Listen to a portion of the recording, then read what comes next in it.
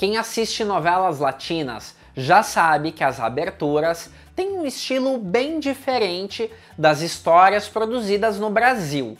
Enquanto nas novelas brasileiras, as aberturas mostram um conceito da história da novela, na América Latina, na maioria das vezes, costumam usar cenas dos atores.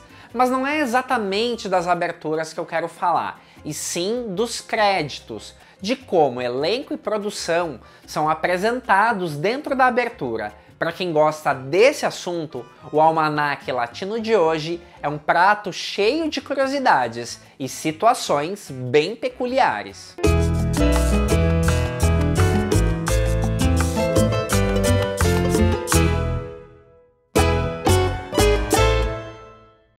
Olá, meu nome é Thiago Fernandes e esse é o Almanaque Latino, o canal onde novela mexicana é levada a sério.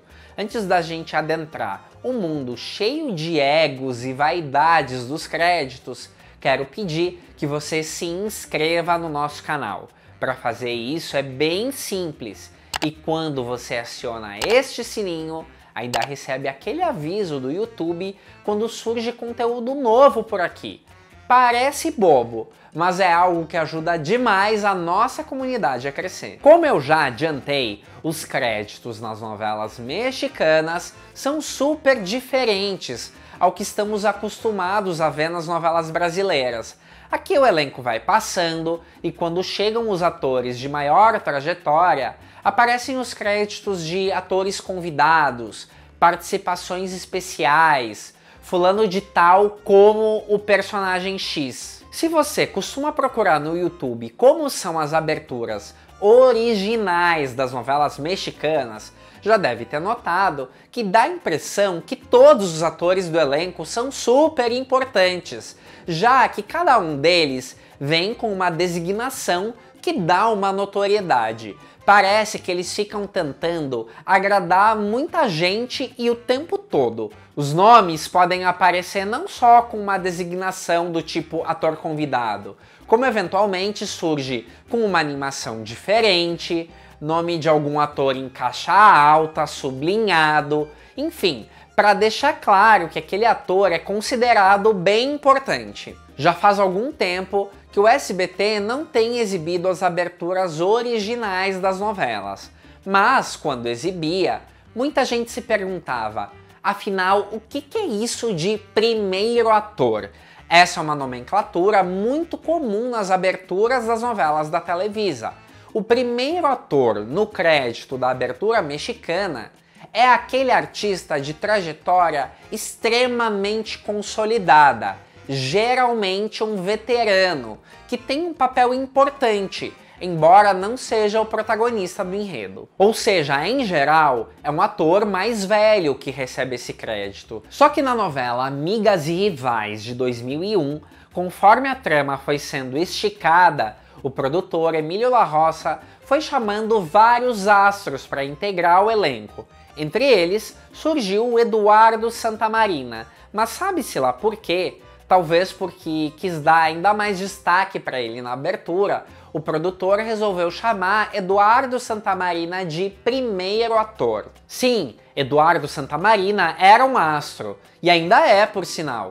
E naquela ocasião, ele emendava uma série de protagonistas. Embora em Amigas e Rivais o Eduardo Santamarina não tenha sido protagonista, entrou com um papel de mega destaque. Ele surge como o peão José, que ficou com uma das mocinhas da trama.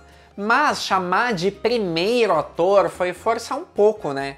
Prematuro, para dizer o mínimo. Indo num sentido totalmente inverso, existe o crédito Presentación Estelar. Traduzindo, a apresentação estelar. Esse crédito geralmente se dá para algum ator jovem que está tendo a primeira grande oportunidade de figurar entre o elenco principal da novela. Isso não quer dizer que ele precise ser exatamente um lançamento desconhecido, mas sim quer dizer, em teoria, que aquela novela posicionou uma jovem promessa para voos maiores a partir desse personagem. Por isso mesmo, vai entender o que a equipe da novela Feridas de Amor pensou quando deu o crédito de apresentação estelar para a atriz Carla Álvares. Nessa produção de 2006, ela interpretava a Florência, a irmã mala sem alça e muito doente da protagonista.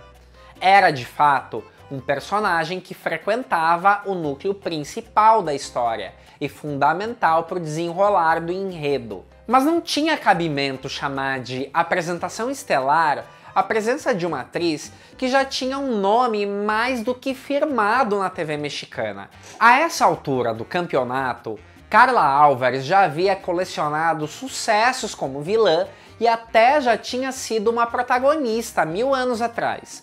Onde que ela era uma apresentação? A Carla Álvares, por sinal, teve outro caso curioso na carreira dela. A estreia dela na TV foi na novela Maria Mercedes, onde você com certeza deve lembrar que ela vivia a irmã ambiciosa e rebelde da Thalia na novela. Mas sabia que o nome dela nem aparece na abertura original? O nome dela aparecia somente no encerramento dos capítulos, quando entram os créditos do elenco de apoio.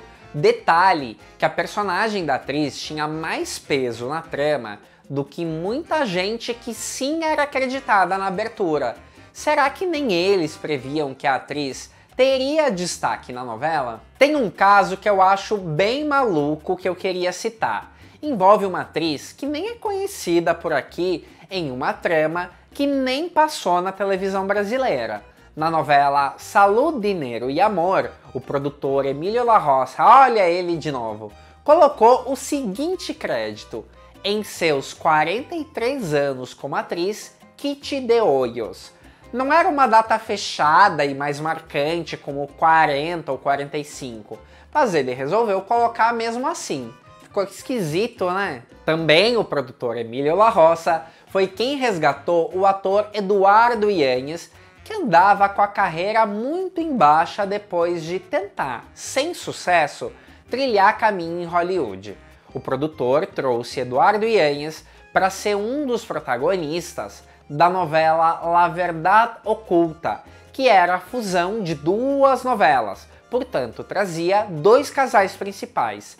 Embora de todos os 4 protagonistas, Eduardo Yanez fosse de fato o mais famoso e com o nome mais consolidado, ele foi quem teve o 4º crédito. Mas não foi um 4º crédito qualquer. Antes do nome dele aparecer, dizia: o regresso triunfal à televisão mexicana de Eduardo Yanez. Vendo a novela, ele merecia logo o 1º crédito, porque foi quem mais se destacou nessa novela de 2006.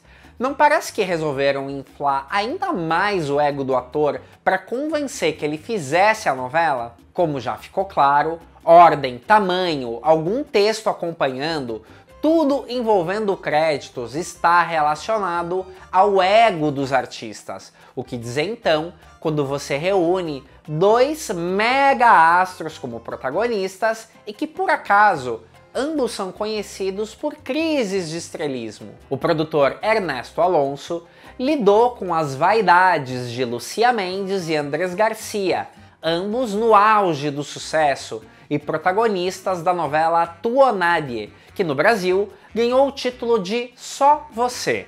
Para quem não conhece, é a versão original de Sortilégio. A abertura ficou bem longa. Primeiro vinha o nome dela, depois o dele.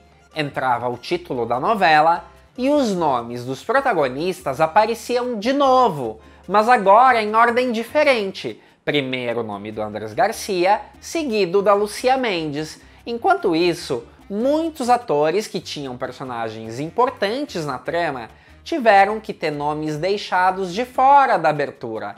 E depois dessa, muitas novelas seguiram apostando nesse esquema de inversão de nomes dos protagonistas para contentar a vaidade dos astros. Embora a tradição seja que o 1º crédito seja para protagonista feminina, isso nem sempre acontece, nem mesmo quando o título da novela leva o nome da personagem. Em Mariana da Noite, produção de Salvador Mejía de 2003, a coitada da Alejandra Barros teve que se conformar em não ter o primeiro crédito, já que a vilã da trama era vivida pela atriz Angélica Rivera, que tinha um nome de muito mais peso que o da Alejandra Barros naquela época. Na mesma linha, a estrela Angelique Boyer só ganhou o primeiro crédito em uma abertura em 2016, na novela Três Vezes Ana. Por incrível que pareça, a atriz emplacou vários sucessos antes, e tendo que engolir outros atores sendo creditados antes do nome dela. Aliás, bem antes do nome dela. Às vezes, os produtores são obrigados a fazer verdadeiras ilusões de ótica para tentar agradar tantos egos. Fernando Colunga e Jorge Salinas dividiam os papéis centrais da nova versão de Paixão e Poder em 2015. Mas note a ilusão criada. Fernando Colunga à esquerda primeiro e Jorge à direita. Mas os créditos estão invertidos. Jorge à esquerda, Colunga à direita. Para o Colunga não ficar insatisfeito, afinal na TV aberta ele é um astro maior, ainda deram uma levantadinha no nome dele. Ai ai. E para finalizar, um caso curioso, mas que não envolve atores, e sim a escritora. Em 2009, quando o produtor Salvador Mejia resolveu fazer o remake de Coração Selvagem, ele colocou um crédito bem questionável na abertura dessa novela, protagonizada pelos astros Araceli Arámbula e Eduardo Yanez. Nessa trama, a adaptadora Liliana Abud fez uma fusão entre tramas de duas escritoras diferentes. Mas, apesar delas serem creditadas como autoras das histórias originais, o crédito da Liliana Abud apareceu como versão original. Como assim? Se é uma versão, já não é original, certo? Coisas da vida. E não faltam exemplos dessas bizarrices de gente levando crédito de criação em cima de novelas idealizadas por outras pessoas. Como deu pra ver, os créditos das novelas mexicanas cometem maluquices, excessos e algumas injustiças também. De qual caso você lembra? Aguardo desde já o seu comentário. Se você gostou desse vídeo, deixe seu like e até mais!